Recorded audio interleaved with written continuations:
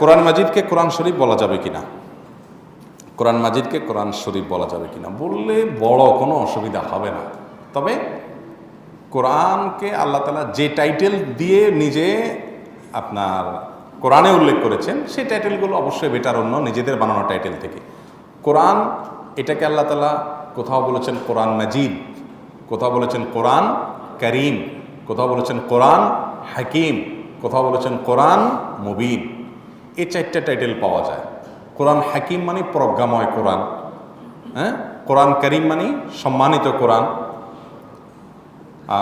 তারপরে কোরআন মুবিন মানে হলো স্পষ্ট কোরআন, তারপর কোরআন মাজিদ এটার মানে মর্যাদাপূর্ণ কোরআন। এর পাশাপাশি আমাদের দেশে কোরআন শরীফ বলে আমরা অনেকে বলি। শরীফ মানেও কি ওই মাজিদের সমর্থবোধক অলমোস্ট, মানে শারাফত থেকে, মানে মর্যাদা